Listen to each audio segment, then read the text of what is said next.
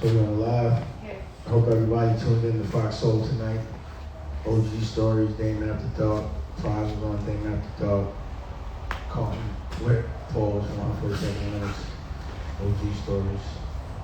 But, you know, now, we rolling? We're rolling. Yeah. So now we have a guest, special guest from the athletic field, the fighting for our culture field. Very disruptive guy, so you know, him and I are real cool. My man Roy Sweat, what's happening? What's up, OG? What's going on? So, you know, for those that don't know who you are, you wanna... Yeah, no, I mean, a lot of people probably wouldn't know who I am. I was drafted back in 2013 to the Houston Rockets, coming out of Iowa State University. Originally, I'm from Minneapolis, Minnesota. And I had a huge controversy, you could say, with the NBA regarding mental health, the topic of mental health. And, you know, what the establishment was able to do in the public was make it seem as though I was a prima donna or I was a diva. But really behind the scenes, the reality was back then mental health was a topic that wasn't really discussed. It certainly wasn't pop like it is today. Everybody's talking about mental health and safe spaces and all these things. Back then, 2013, which really wasn't that long ago, I brought that up to the league, to my team, and they looked at me like I had three eyes, right? And it wasn't so much that they were really denying that mental health was an important issue. It was more that I really challenged them about policy. I said, what are the policies? What do y'all have on the books in terms of how you really look at this issue? And they didn't want to address that. So, you know, for the last 7 years, I've been kind of just in exile. You know what I mean? And you know, fighting back against the establishment, the corporatocracy, as I like to call it, this huge global network of corporate interests. You know, everything you say sounds pretty, it seems like it's part of that program, you know, to keep us in an unsafe place so that we can be controlled. And, you know, when I look at these professional sports, I look at the team owners, I don't see too much color. But when I see people playing, that's all I see is color. And it looks like that in every industry in America. It's like we're in front of the camera, but we're never in the office or behind the camera. And it almost seems like we always need to feel like we need them. And all we gotta really do is stick together. So I never expect anyone that's oppressing us or that controls us to give us anything that's gonna help us become independent. Right. So, you know, standing up for yourself in our culture, you know, of course, that's gonna be scary to them. And Absolutely, 100%. I mean, you know, a great saying is, if you want to know who controls you, look at the people you can't criticize. absolutely. And, you know, on a small scale, as an NBA athlete or an incoming NBA athlete, I couldn't even criticize the league or the policies of that league. But more broadly, it's like our people who dominate and really drive the culture in this country and around the world, we can't criticize certain groups of people at all without being, you know, called very pejorative names. Look, my thing on that is, it is their house. You can't disrespect them in their house. Right. It is what it is. But that's our fault for letting them have a house that we have to go into. We have to build our own house, and then we make our own rules. Can you imagine if every black athlete in the NBA said, I'm not playing? Would there be an NBA? Absolutely not. So why wouldn't every black athlete come together and say that? Why? Because everyone's afraid they're not going to get that bread. Yeah, but then not only that, I think just by and large, a lot of black people are, especially black athletes, you know, we were groomed a certain way, conditioned a certain way coming up. I hate that. We're very comfortable with white people being in charge. I'm not. Me either. I never was. In order to be in charge for me, you gotta be competent. I mean, you know, a soldier can't tell a general what to do. Right, absolutely. And we're the jewel of the universe, and we've been convinced that we are not. And that's the only way you can control power. is by making them think they are not powerful. So I feel like, you represent the fact that you know your power and you won't compromise and let a soldier tell you what to do for your culture. And that takes a lot of integrity. And, of course they're gonna act like, and I say they mean those that are not like-minded, that are benefiting from our dysfunction. They're gonna always try to make you look like a bad guy. But, you're playing basketball, the big three, you're just out there, you out here to play with the crew league. The crew. I definitely saw Chris Brown shake somebody up. Yeah, he dropped the NLE chopper with the behind the back, sat him down. That was crazy. Yeah, it's all over the ground. Yeah, it was crazy.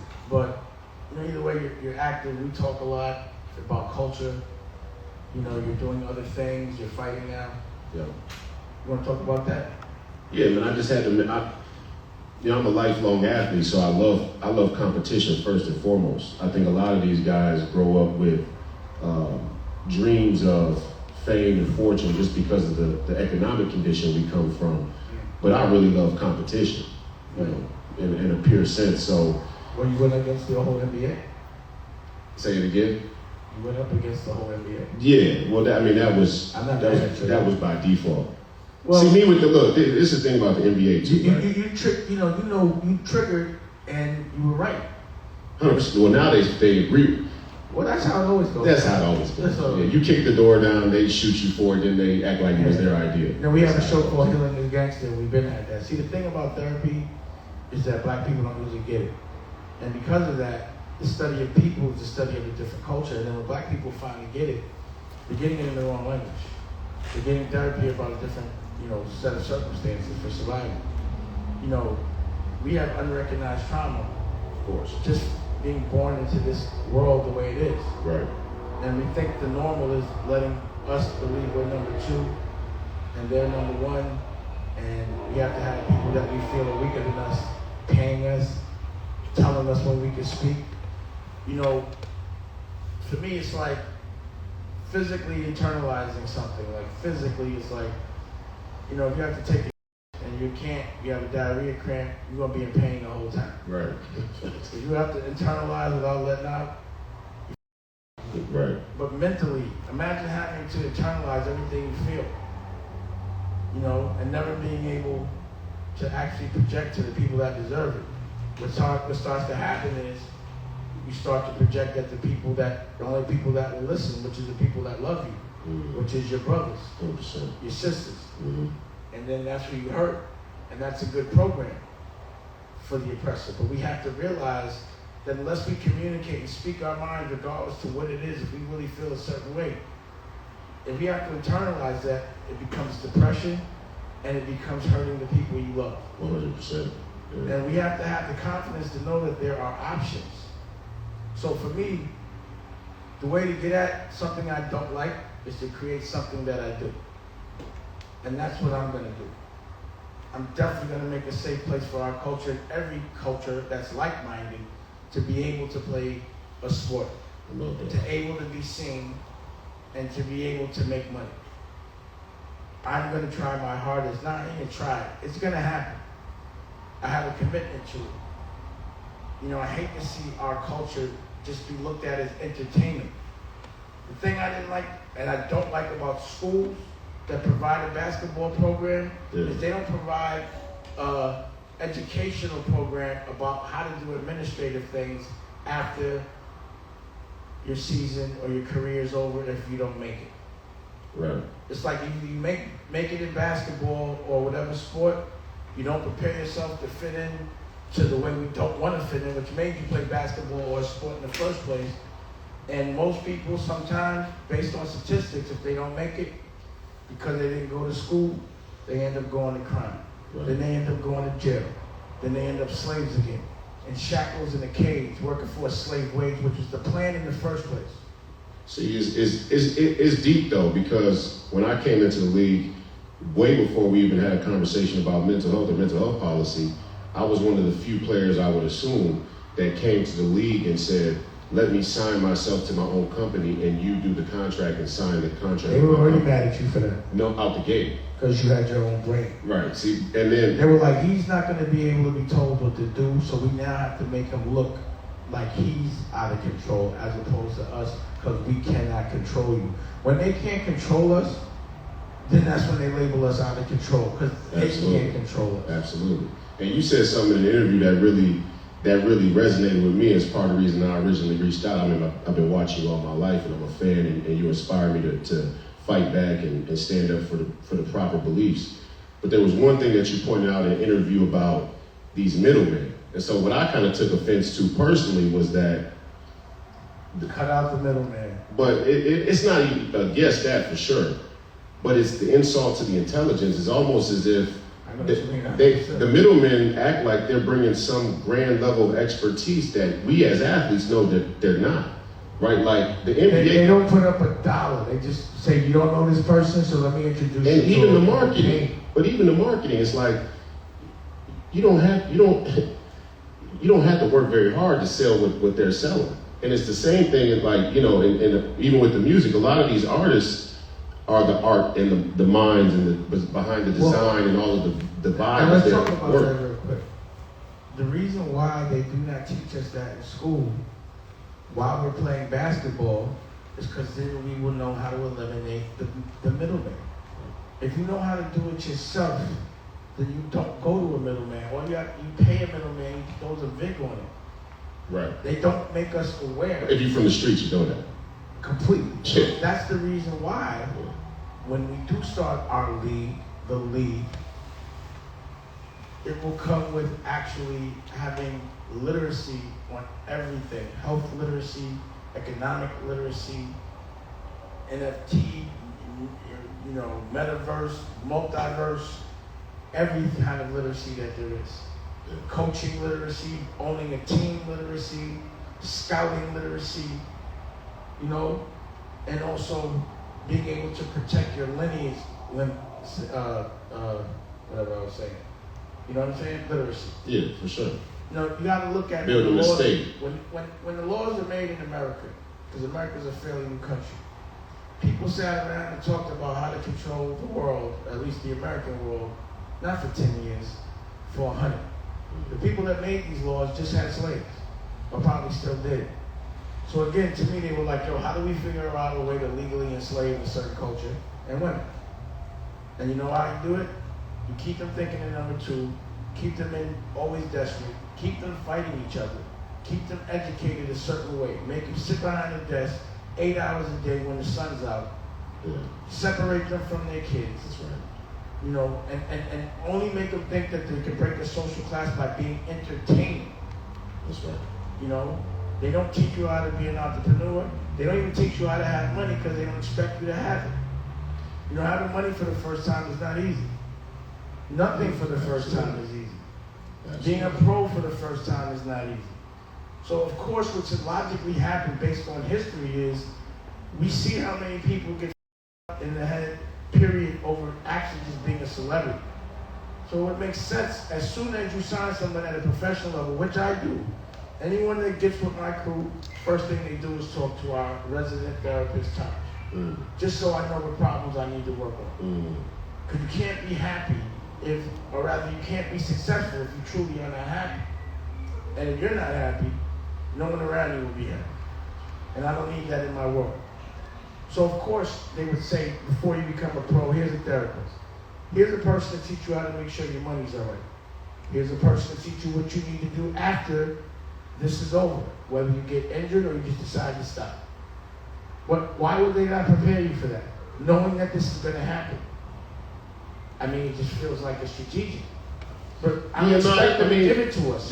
We got to give it to us. There is some of that, though. I'd be dishonest if I would sit up here and say that they don't provide those things. The question is there an emphasis? And the next question is whether or not the real spirit of the offering is intended for people that are to utilize it, to capitalize off of it, right? So, like, we had a rookie transition program where they bring people in for the rookies, and they tell us, you're transitioning, these are the, pitfalls to watch out for. There's a lot of things in our own community that we have to deal with. Right.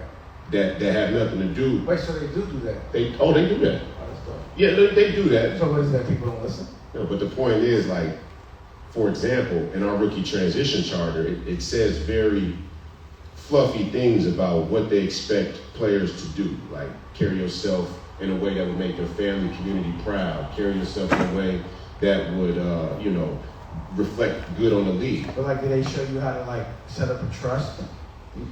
They show you how to pay taxes? Not step by step. Well, here. That's the thing that they know that we don't. How to make sure your taxes is right. Trust me, I've been through it. I'm like, God damn, I didn't know all this, and I was paying somebody $1 million a year to tell me. And they just didn't. They will, and this is the bigger issue, I think, for the black community. I led the protests in Minneapolis after George Floyd was murdered. Right. And so a lot of these conversations continue to pop up in the aftermath of, where our community is, and for me being on the inside and behind those closed doors where billionaires talk. Right. What are the things that I saw that we face? And this is this is one of the main issues we have to talk about is, yes, they offer those things, but it comes with the quid pro quo that you won't challenge the establishment.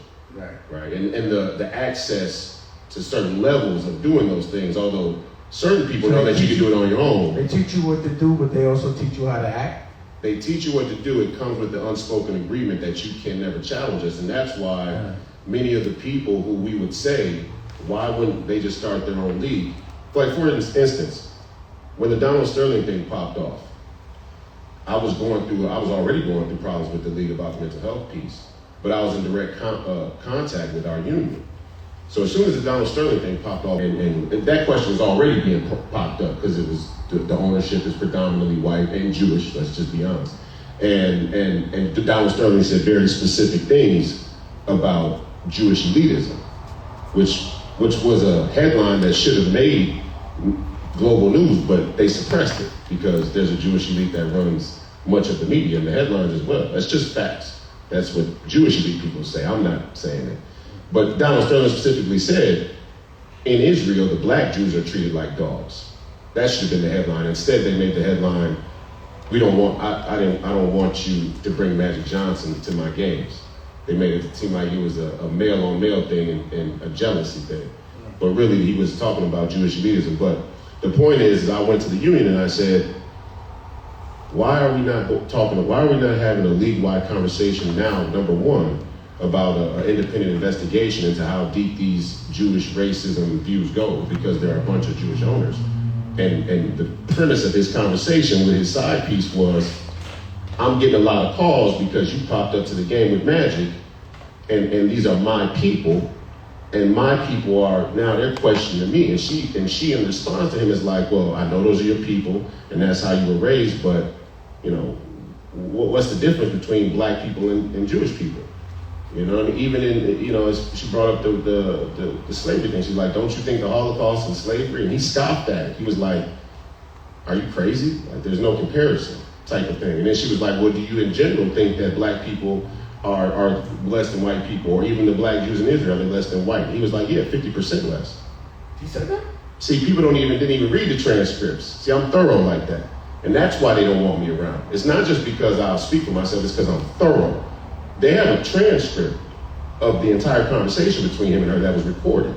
That's what he said. He said, in Israel, the black Jews are treated like dogs.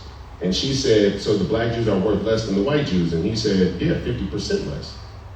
And I only say that because what I'm trying to get at is, I called the union and I say, why aren't we talking about leaving? And they're like, well, in order to do that, these key players would have to get behind it. LeBron, Chris Paul was the president at the time. Chris Paul played for Donald Sterling at the time. And he was going out in the media and saying, we have an obligation to the fans to finish the season. The fans? But, it's the mindset, the brainwashing in that is so evident, and what becomes clear is that we as a black community have to shake this empathy that we have towards one another that's based in tribalism, even though we should stick together. Because the easy weaponization is for an elite who doesn't mean our people good to send someone in or to pay someone off and then have them shielded and protected by saying, you shouldn't be able to criticize another black man or else you're holding us all down. And that's what I've seen them try to play you with. So anytime this guy's selling out, that guy's selling out, then they go, oh, you heard the movement, you just going at another black man. No, you're selling out. We gotta talk about that. I used to get at them though. Right. I call out, I don't like to call out us in public, but I do call out them in public. You know See, but there's a problem with that though, because to me, the person of my own tribe that sells me out to them is worse than them. They in the program. True. That's the thing. It's like, the people that are in the program. But you were in the program, so I hold people to the standard. Like if I never was in the program. Right, that's facts. I went in as always an owner. Right. And I always punished those that disrespected my creators. Right. And that exploited my culture and tried to divide us. And I never ever tried to stay. It was like the only way they got at me is through the closest person to me. Mm. But that was the only way they could get to me, to where I didn't control them. You know what I mean? But I'm always control what I got going on. I just was like, I'm gonna go in your house. I never really wanted to be there. But if I'm gonna be there, I was gonna kick some ass. If you want another amazing video with the one and only Dame Dash, check it out right there next to me. I think you'll enjoy it. Continue to believe, and I'll see you there.